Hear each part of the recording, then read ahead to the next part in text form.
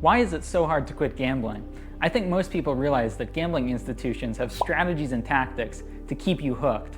However, it's my opinion that you need a specific type of plan to get ahead of these strategies and tactics.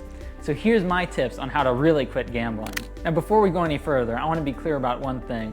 I'm not a medical professional or a psychologist. My background is actually writing government reports like these on gambling. So let's get into how to really quit gambling. The first step is making the decision right now to create friction.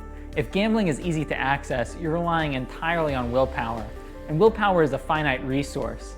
You need to create physical and digital obstacles that make it a massive headache to place a bet. Your first line of defense is self-exclusion lists. Whether it's at a physical casino or online registries, put your name on the list so that the choice is legally taken out of your hands. Most jurisdictions have legally mandated programs where once you sign up, the venue is obligated to refuse your entry or your wagers. For online platforms, programs like GamStop in the UK or state-specific registries in the US can bar you from every licensed operator in the region simultaneously. It turns the choice to gamble into a refusal from the provider. Use technology to your advantage. Install software like Gamban or use DNS blocking to make sure gambling sites simply won't load on your devices. The internet is a minefield for a recovering gambler. Software like Gamban or BetBlocker works at the system level of your device to recognize and block access to thousands of gambling sites and apps. If you want to go a step further, you can configure your router's DNS or domain name system to filter out gambling categories entirely. This creates a digital wall that gives you a chance to reconsider when attempting to bet. If your smartphone is your primary portal to the casino, consider switching to a dumb phone, a basic device that only calls or texts, or literally locking your smartphone away during high-risk hours. We carry a 24/7 casino in our pockets. If you find that late nights on your phone or during a sports game are when you lose control, remove the tool. Switching to a basic feature phone removes the high-resolution graphics and instant deposit apps that make gambling so easy. If you can't switch entirely, purchase a phone locking mechanism like this one and lock your smartphone away during your danger zone hours, like when the game is on for a sports bettor. This is especially important for slots players.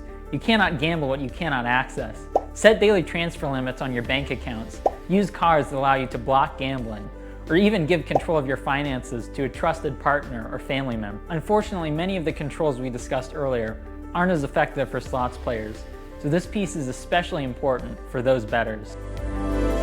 Block every single promotional email and SMS. Those "we miss you" bonuses are designed to trigger a relapse. Don't even let them reach your inbox. Gambling companies spend billions on CRM, customer relationship management. They know exactly when you haven't played in a while, and they will send you free spins or deposit matches specifically to reel you back in. You need to unsubscribe, mark as spam, or even change your email address or phone number if necessary. I'm not going to harp on this point too much, but many people feel that it's useful to have a community or accountability partner. This means telling someone exactly what's going on so that they can support you, or joining a community of people who have been exactly where you are, whether it's a support group, a sponsor, or a trusted friend. Most forms of gambling have some element of habit formation. It isn't just about the money. It's about the neurological loop created by the activity itself. Generally, they try to use operant conditioning to build this habit. This is a method of learning that occurs through the use of rewards and punishment for behavior. In the case of gambling, the reward is winning money, or even the near miss. The most obvious example is slot machines. They are a masterclass in operant conditioning, using lights, sounds, and variable ratio reinforcement, meaning the rewards are unpredictable, which is the most addictive way to deliver them. I don't want to get too into the weeds with the psychology, but it's vital to recognize that your brain has been physically conditioned to respond to these cues. In scientific literature, there are two main ways to break a habit: punishment and extinction. If we want to quit for good, we have to apply these principles systematically to undo the conditioning. Let's look at the first method.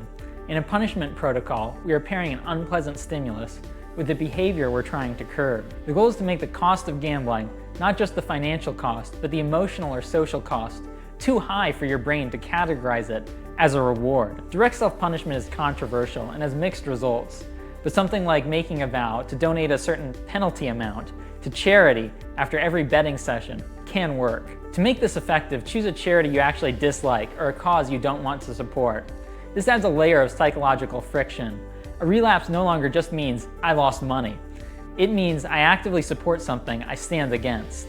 Similar to a punishment protocol is a differential reinforcement of other behavior, or DRO. While punishment focuses on the bad act, reinforcement focuses on rewarding the good ones. The basic idea is to set up a system where you are rewarded for periods of abstinence. For example, every weekend you go without gambling, reward yourself with a little something. This could be a meal at a restaurant, a little bit of shopping, an afternoon at the golf course, anything like that. By doing this, you are teaching your brain a new reward schedule. The goal is to create a negative contingency that will happen if you gamble. If you place a bet on Friday, you lose the golf trip on Saturday. You are forcing your brain to choose between your habit and a tangible, positive reward. The second method is known as extinction. In the world of conditioning, a behavior extinguishes when the cue no longer produces the reward. In an extinction protocol, you'd be exposed to triggers in gambling environments in a slow, methodical way.